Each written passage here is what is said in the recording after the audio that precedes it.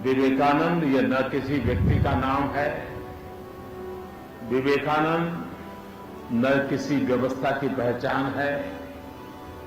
एक प्रकार से विवेकानंद सहस्त्र साल पुरानी भारत की आत्मा की पहचान है।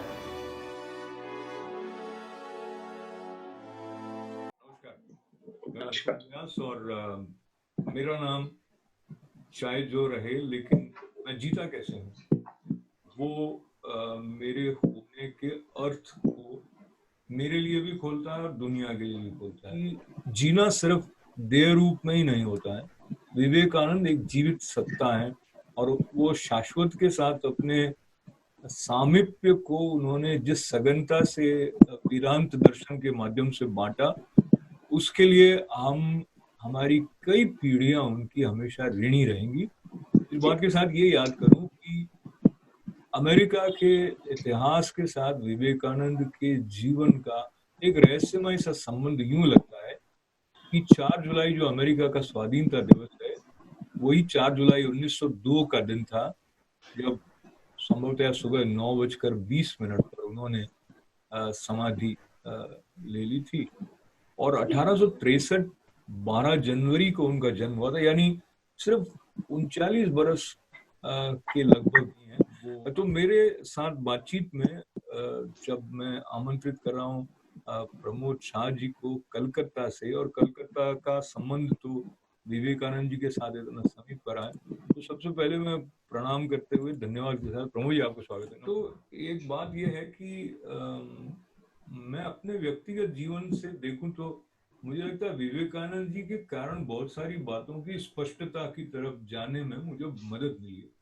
और मेरी तरह बहुत बहुत लोग हैं, जिसमें अभी वर्तमान में भारत के प्रधानमंत्री भी हैं या पूर्व राष्ट्रपति एपीजे अब्दुल कलाम साहब भी थे। पर पहले आपके जीवन में विवेकानंद के परिचय का जो समय रहा होगा, और क्या क्या उनका इनिशियल, जैसे कहते हैं ना, पहला पहला प्यार, तो उन बातों की तरफ आप हमारे साथ चलें प्रमोद जी। क्या है कि ये मार्च 1970 की बात है जी। जब मैं 19 साल का हुआ नहीं था, चल रहा था मुझे।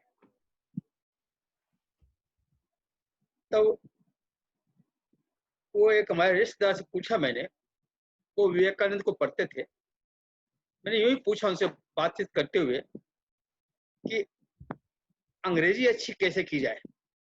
जी। तो उन्होंने कहा कि तुम विवेकानंद को पढ़ो। तो मैंने कहा, एक तो उनके विचारों को भारी सुन रखे हैं, इतने भारी भारी विचार उनके हैं, आप अंग्रेजी में बोल रहे हो, क्यों मरवाने की बात करते हो, सीधे साधी बात करो ना हमसे आप। तो उनका नहीं, उनकी भाषा बहुत आसान है। एक तो तुम्हारी भाषा ठीक हो जाएगी, दूसरे तुम्हारे विचार बड़े अच्छे होंगे। उनकी भाषा बहुत आसान भाषा है। तो मैंने वो कोशिश की, पतली किताब ला करके, तो मुझे बहुत आसान भाषा लगी। तो मुझे पढ़ते पढ़ते उनको उनमें रस आने लगा, तब से मैं उनको पढ़ रहा हूँ। बहुत ही बढ़िया। तो एक तो भाषा की दृष्टि से उनकी वक्तृत्व कला के साथ उनकी जो स्मृति, उनकी जो मेधा है, इसके बारे में जितना भी कहा जाए वो कम है। पर अब उनके जीवन को थोड़ा क्रमबद्ध ढंग से आपके साथ देखने की कोशिश करें तो विवेकानंद के जीवन की जो बहुत महत्वपूर्ण घटनाओं में से एक घटना तो वो रही जब पहली बार वो रामकृष्ण परमहंस जी के सम्मुख थे, और उन्होंने पूछा कि क्या आपने ईश्वर को देखा है। तो उस घटना को आप अपने दृष्टि से थोड़ा सा हमारे साथ बांटते हुए बताएं कि उस घटना को आप कितना महत्वपूर्ण मानते हैं। विवेकानंद जो विवेकानंद के रूप में हम देखते हैं नरेंद्र से उनकी विवेकानंद तक की यात्रा में। देखिए, प्रश्न 3 तरह के होते हैं। एक तो कौतूहलवश जी। बच्चे पूछ लेते हैं ये क्या है, उनको बता दिया ठीक है, नहीं बताया ठीक है, या थोड़ा ज्यादा बताओ, खुश हो जाते हैं, ठीक है बात खत्म है। तो बच्चों को कौतूहल होता है बच्चे को। एक होता है जिज्ञासा, जी।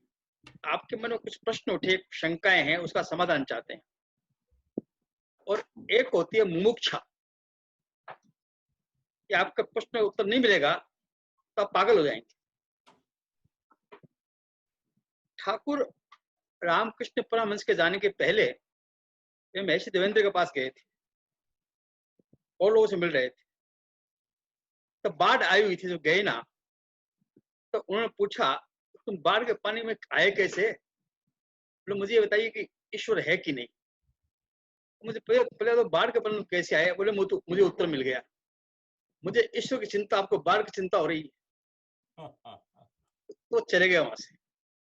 फिर उन्होंने कॉलेज में सुन रखा था, प्रोफेसर साहब ने बताया था कि दक्षिणेश्वर में रामकृष्ण परम के पुजारी हैं माँ काली के, कहते हैं वो काली से बात करते हैं, ऐसा सुना है। तो उनका वहां चलते हैं। तो वहां जाते हैं तो कहा कि आपने ईश्वर से मुझे मिला सकते हैं क्या? बिल्कुल मिला सकता हूँ, जैसे तुम मुझसे बात करो, मैं तुमसे बात कर रहा हूँ। तो बहुत चक्कर रह गए उत्तर सुन के। उनकी भाषा भी पूरा भाव था। तो वहीं पे जो है ना, पहले बार उनका साक्षात्कार, ये डायलॉग ये था। तो और जी, ठाकुर ने कहा कि इतने तुम कहाँ थे? बाद में एक बात महत्वपूर्ण कही ठाकुर ने जी, कि मैं देख रहा हूँ कि सब ऋषियों में से एक ऋषि उठा है, वो कहता है धरती पे मेरी जरूरत है, मैं जा रहा हूँ। एक बच्चे ने उंगली पकड़ी, मैं भी आपके साथ चलूंगा। बस चलो। तो जो ऋषि, सब ऋषि की जो किरणें उतरी धरती पर, वो तो स्वामी विवेकानंद थे। नरेंद्र तुम हो, नरेंद्र तुम हो, और जो बच्चा था वो मैं हूँ, अच्छा, ये कहा था। विवेकानंद कहने लगे कि साहब मेरे जैसे, मैं जो कुछ बात कह रहा हूँ ना, मेरे गुरु कह रहे, मैं नहीं कह रहा हूँ। यदि कहने में मेरे कुछ गलती हुई या भूल हुई तो आप समझिएगा कि मेरी भूल है, मेरे गुरु की नहीं है। मेरे जैसे 10,000 से 1,00,000 जन्म लेना, कोई मेरे तो एक और घटना की तरफ मैं प्रमोद जी आपके साथ चलूं, जो कि हम में से कई लोग, जो हम जीवन जीते हैं अपनी आवश्यकताओं की पूर्ति को ही जीवन का मुख्य कारण मान लेते हैं, या इस स्थिति के आसपास से जब स्वामी विवेकानंद, जब वो नरेंद्र थे, गुजर रहे थे, और वो बेरोजगार थे, ऐसा संभवतया मुझे ठीक ठीक याद आता है कि उन्होंने माँ से उनके गुरु रामकृष्ण परमहंस, इनका सेटलमेंट कैरियर वाइज हो जाए, ऐसा रिक्वेस्ट करने के लिए या प्रार्थना करने के लिए कहा था। फिर रामकृष्ण परमहंस जी ने कहा कि आप खुद जाके माँ से मांग ले। नरेंद्र दत्त नाम था इनका। जी, और मुझे इस बात का गर्व है, मेरा सौभाग्य है कि जहां मैं रहता हूँ वहां से 8 किलोमीटर दूर इनका घर है, जहां जन्म हुआ था उनका, शिमला स्ट्रीट। क्या बात। यहाँ से 8 किलोमीटर दूर है। तो मुझे वो घर देखने का सौभाग्य भी मिला था। जी, इनके पिता वकील थे। जी, बाद में उनका देहांत होने से इन पे पारिवारिक जिम्मेदारी आ गई। इनके 2 छोटे भाई थे, बहनें थी। तब ठाकुर ने कहा कि तुमको आर्थिक चिंता है तो माँ से मांग लो, लज्जा क्यों करते हो? तो दो बार गए, 3 बार गए। ठाकुर को क्या हुआ? लोग मांगने जाते तो मुझे ऐसा लगता है कि समुद्र के पास जाके एक लोटा पानी का मांग रहे हो। तब कहा कि ऐसा है कि माँ पर तुम्हारी कृपा है, वो कोई न कोई इंतजाम कर देगी तुम्हारे घर का। तुम वो काम करो जिस काम के लिए दुनिया में आए हो, माँ रक्षा करेगी तुम्हारे परिवार की। ये घटना है। तो ये एक तरह से ये स्पष्ट हो गया कि उनके भीतर का जो विशेष स्वरूप का लक्षण था, उसको प्रकट होना था।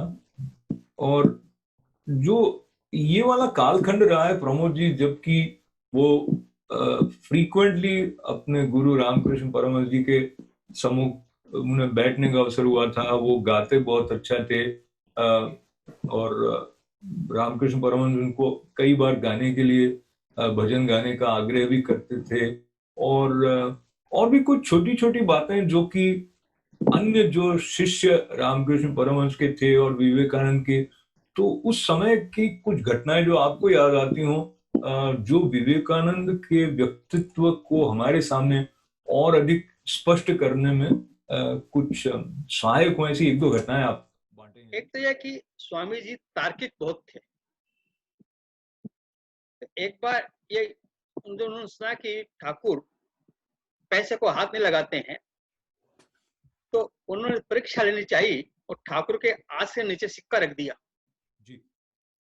जब ठाकुर बैठे तो उछले, ये क्या हुआ, किसने क्या रखा? देखा तो ठाकुर के वो जलन से छला पड़ गया था वहां पे।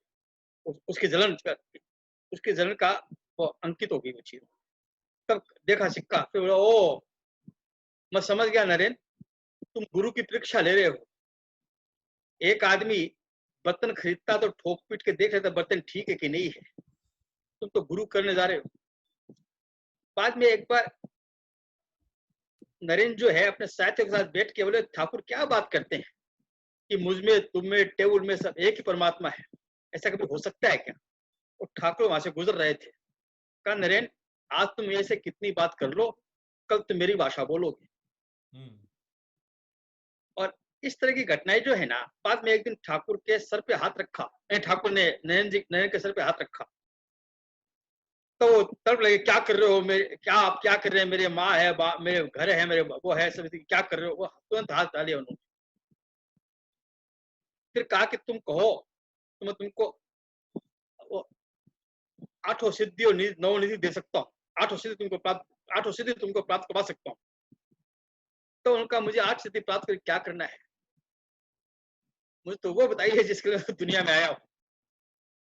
तब कहा, नहीं ये बात तुम ही कह सकते हो, लोग एक सिद्धि के तरह से तुम 8 सिद्धि मना कर रहे हो। तब वो कहते थे ये साक्षात शिव का रूप है। माँ भी कहा करती थी कि शिव का रूप है, इतना बदमाशी करता है ये शिव का रूप है। तब बोले कि ये 8 सिद्धि क्या कर लेगी इनका। इस तरह की घटनाएं घटती थी। विवेकानंद ये न किसी व्यक्ति का नाम है, विवेकानंद न किसी व्यवस्था की पहचान है।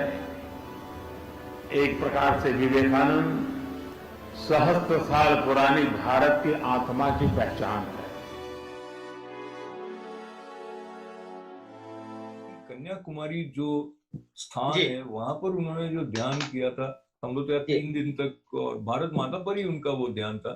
और कन्याकुमारी स्थल पर विवेकानंद केंद्र की भी स्थापना श्री एकनाथ रानाडे जी और अन्य जो उनके प्रेमी जन, भक्तजन कहें, उनके द्वारा की गई। उसके द्वारा भी बड़ा कार्य हुआ है। बहुत सारे संगठन हैं जो रामकृष्ण मिशन की स्थापना तो, बेलूर मठ इत्यादि की स्थापना तो उन्होंने स्वयं की थी, पर उसके बाद भी उनके प्रकल्प को लेकर अन्य संगठन भी उभरे हैं, जिसमें से विवेकानंद केंद्र का मैंने उल्लेख किया। तो मैं बातचीत के समापन की तरफ जाने से पहले आपके साथ कुछ कोटेशंस जो कि विवेकानंद के बारे में वर्ल्ड लीडर्स ने कहे हैं, उनकी तरफ ले जाऊंगा। और शुरुआत में, क्योंकि अमेरिका से मैं बैठा हूं, आप कलकत्ता में बैठे हैं, तो मैं हमारे यहाँ के पूर्व राष्ट्रपति बराक ओबामा ने जो कहा विवेकानंद जी के बारे में, उस तरफ ले जाऊंगा। और ये पंक्ति और मैं प्रमोद जी आपके साथ याद करना चाहता हूँ। विवेकानंद जी का ये वचन सबके लिए एश्योरेंस वाला है कि each soul is potentially divine and the goal of life is to manifest the divinity within. और ये जो बात है कि each soul is potentially divine, वो अपने आप में सबको अपनाने का भी एक बहुत संक्षेप में जो एक भाव उसके द्वारा आता है। इससे प्रभावित बहुत जो नेता हुए, उसमें से मैं अभी हाल ही में भारत की यात्रा में जब बराक ओबामा आए थे, तब भी उन्होंने विवेकानंद जी को कोट किया था। एंड उन्होंने कहा था, my homage in respect to the very reverend memory of Swami Vivekananda. I have gone through Swami Vivekananda's works very thoroughly, and after having gone through them, the love that I had for my country become 1,000-fold. मैं गलती कर गया हूँ, ये तो वचन तो महात्मा गांधी जी के थे, तो बराक ओबामा जी के वचन ये हैं, the strength of India, the very idea of India, is its embrace of all colors, castes and creeds. It's the richness of faiths celebrated by a visitor to my hometown of Chicago more than a century ago, the renowned Swami Vivekanand. और 2 वचन और मैं याद कम से कम करना चाहता हूँ प्रमोद जी आपके साथ, जिसमें से एक तो वो है जो रविन्द्रनाथ टैगोर जी ने कहा, जो मुझे ऐसे याद आता है कि if you want to know India, read Vivekanand. Everything is positive in his words. There is nothing negative about him. और उन्होंने कहा, Vivekananda has given the most definitive statement of religious tolerance and interfaith unity in history. ये वचन थे रविन्द्रनाथ टैगोर जी के। और प्रमोद जी, एक Leo Tolstoy जी के वचन आपके साथ याद करते हुए मैं फिर आपके पास आता हूँ। If you want to know India, study Vivekananda, in him everything is positive. अच्छा, ये लियो टॉल्स्टॉय के थे जो मैं पहले टैगोर जी के वचन बताकर कह गया। तो सबको प्रभावित करने वाले विवेकानंद जी के जीवन से आपने क्या विशेष बात सीखी? देखिए, जो बात मुझे बहुत ज्यादा प्रभावित करती है, वैसे तो ये सिलेक्शन करना कि मुझे ये बात प्रभावित की, ये संभव नहीं विवेकानंद जी के मामले में। लेकिन आज के मामले में मैंने आपसे भोग विलास की बात की। मैं ये मानता हूं, उनको पढ़ने के बाद समझ में आया कि आज की समस्या, दो बड़ी समस्या है दुनिया की। एक तो भोग विलास, जिसे प्लेजर कहते हैं अंग्रेजी में, और एक इंटेलेक्ट। दुनिया की प्रोग्रेस भी इंटेलेक्ट हुई है, इंटेलेक्ट से हुई है। दुनिया की समस्या भी इंटेलेक्ट। इंटेलेक्ट की एक सीमा है। ठाकुर रामकृष्ण परमहंस कहा करते थे, माँ काली के सामने जाकर के हाथ जोड़ते, हे माँ तू मेरी तर्क शक्ति हर ले, ये मुझे तुमसे मिलने नहीं देती। मिलने वादा करती। और अपने वाक्य है कि न मेदया, श्लोक है, बुद्धि नहीं। तो स्वामी जी ने कहा कि intellect is not the highest good. वाह। मैं देखता हूं अमेरिका से लोग आते हैं ना, तब yes he is very intellectual, he is very intellectual. वो इंटेलेक्चुअल की बड़ी से बड़ी बात कह दी इन्होंने इंटेलेक्चुअल। तो मुझे लगता है कि शायद बात आदि है। गीता के 8 अध्याय तक इंटेलेक्ट की बात हुई, बाद इंटेलेक्ट की बात नहीं हुई है। गीता पढ़े समझ में आएगी बात मेरी। तो कहा कि intellect is not the highest good. To make it highest good, you have to support it with morality and spirituality. बहुत ही महत्वपूर्ण बात। और इन दो से सपोर्ट नहीं होगा, वो इंटेलेक्चुअल भटक जाएगा जी। पहली बात। और एक जो सबसे अच्छी बात मुझे कोई कहे कि विवेकानंद जी का एक कोटेशन कहो, तो मैं कहूंगा कि लाइफ का उद्देश्य है टू गेट एटर्नल पीस। उन्होंने कहा था eternal peace among intense activities. क्या बात। ऐसी शांति जो शाश्वत हो, भंग न हो, और असमित क्रिया, मुर्दे होकर नहीं, गतिहीनता में शांति मत खोजो। काम करते हो, तुम गुस्सा कर रहे हो, इरिटेट हो रहे हो, वो काम करना नहीं है। अब तुम शांत हो, काम नहीं कर रहे हो, तो वो भी अकर्मण्यता है। तो यही आर्ट ऑफ लिविंग है कि काम करते हो आप शांत कैसे रह सको। तो उन्होंने शब्द दिया कि eternal peace among intense activity. 5 शब्द जो है ना, मुझे बहुत अच्छे लगते हैं। और ये कह सकते थे, आपने कहा कि आपने क्या सीखा, तो मैं इतना हासिल कर लूं ना, इसका थोड़ा बहुत भी हासिल कर लूं, 1% भी हासिल कर लूं, तो मुझे लगता है कि उनका पढ़ना सफल हो जाएगा मेरा। और देखिए, विवेकानंद ने जो बातें की है, तो मुझे फिराक साहब की शेर से मैं अपनी बात खत्म करता हूँ, बाद में जो आप कहना खत्म कर लीजिए। बिल्कुल। तो इसमें 3 शब्द आते हैं। एक तो विजदान। विजदान कहते हैं अंतर्ज्ञान को, जिसे अंग्रेजी में विजडम कह सकते हैं आप। विजदान से विजडम बना हुआ, ठीक है ना, विजदान। और एक शब्द होता है इल्म। इल्म कहते हैं विद्या को, और इरफान कहते हैं ज्ञान को। हर विद्या ज्ञान नहीं है, विद्या को ज्ञान बनाना पड़ता है। तब फिराक साहब के है जो विवेकानंद जी इतने बातें की ना, तो उन्होंने फिर बात की, वही बात पेश की विवेकानंद ने कि इंसान को इंसान बनाया तूने। वो बात के लिए कह रहे हैं जी, इंसान को इंसान बनाया तूने, विजदान को विजदान बनाया तूने। हर फन को, हर कला को, हर फन को आईना हकीकत का किया।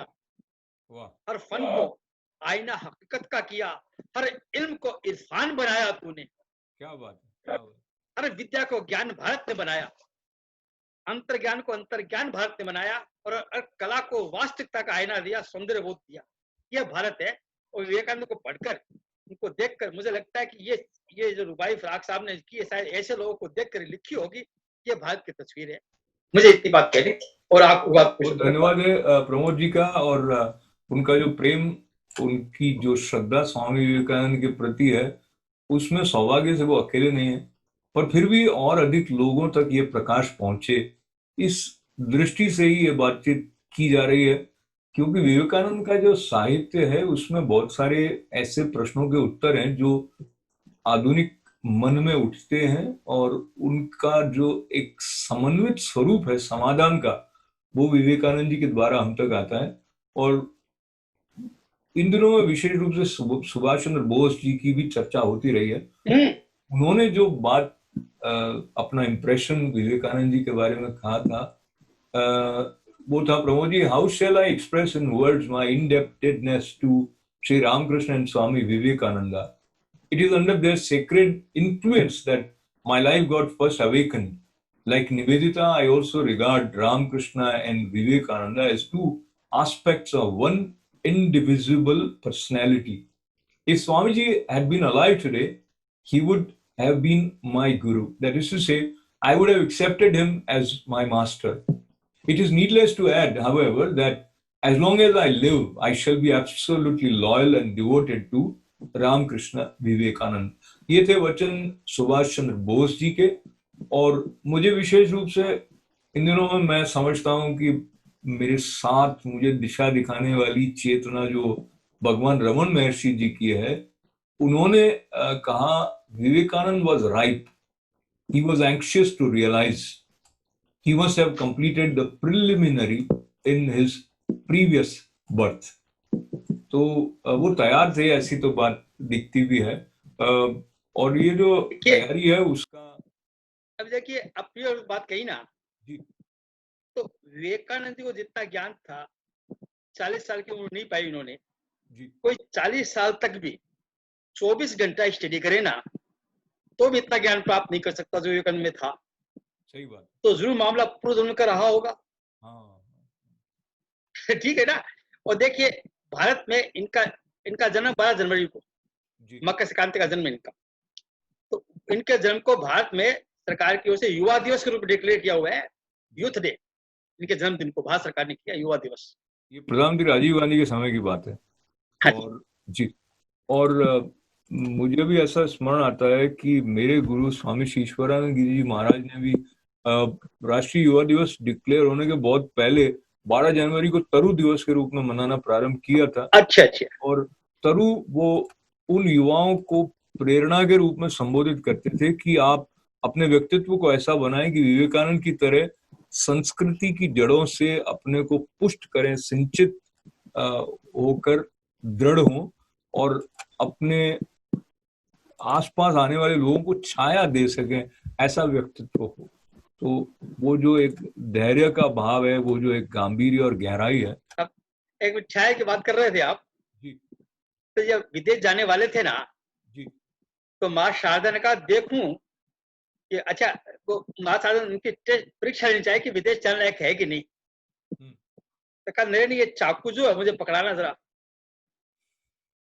तो इन्होंने क्या किया, चाकू की नोक जो है ना वो अपने हाथ में ली, वो चाकू माँ शारदा को पकड़ाया, बोला अब तुम विदेश जा सकते हो. क्योंकि चाकू की नोक मेरी तरफ रहती ना तब तो विदेश जाने लायक हुए नहीं हो, तो अब तुम जा सकते हो. तो बड़ी नोकदार बात आपने कही है, नुकीली कहूंगा, पर एक जो पहनापन है वो सूक्ष्मता से, और वो सूक्ष्मता जब हम विकसित करते हैं तभी ये जो बातें हैं जिनका प्रकटन स्वामी विवेकानंद जी की चेतना से हुआ है, उनको हम अच्छे से अप्रिशिएट कर पाते हैं. तो प्रमोद जी के अंदर वो चेतना विकसित हुई, उन्होंने विवेकानंद जी के साहित्य का इतना गहराई से अध्ययन किया, इसके लिए उनको बधाई. और हमारे साथ आप जुड़े, बहुत धन्यवाद. आप बहुत धन्यवाद जी, बहुत बहुत धन्यवाद. तो मैं फिर एक बार ये याद करूं कि 12 जनवरी 1863 से लेकर 4 जुलाई 1902 तक की जो ज्योतिर्मय यात्रा वेदांत केसरी स्वामी विवेकानंद के जीवन की रही, वो अब भी हमारे लिए सुलभ है. उनके साहित्य के द्वारा, सत्संग के द्वारा, विमर्श के द्वारा. और बात सिर्फ किसी सन्यासी के लिए सीमित नहीं है, बल्कि कर्म योगी के लिए भी विशेष रूप से, जिस तरह से राजयोग की भी बात उन्होंने की, या अन्य जो उनके चारों योग किए, उनकी राजयोग, कर्मयोग, भक्ति योग और ज्ञान योग चारे. तो स्वामी विवेकानंद जी की स्मृति को कृतज्ञता के साथ अपना प्रणाम अर्पित करते हुए प्रमोद शाह हमारे साथ कलकत्ता से जुड़े, उनको नमन करते हुए आप सभी के जीवन में मंगल हो, ऐसी कामना और प्रार्थना के साथ में बहुत बहुत आनंद के साथ बहुत बहुत आभार। उपनिषद से शुरू किया होगा, उपग्रह तक हम पहुंचे होंगे, लेकिन हमारा जो मूल पिंड है, जो हमारी आत्मा है और जो सच्चे अर्थ में हमारी पहचान है, उसको अगर हम बरकरार रखते हैं तो उसका मतलब ये हुआ कि मैं मेरे भीतर स्वामी विवेकानंद जी को जीवित रखने की कोशिश कर रहा हूं।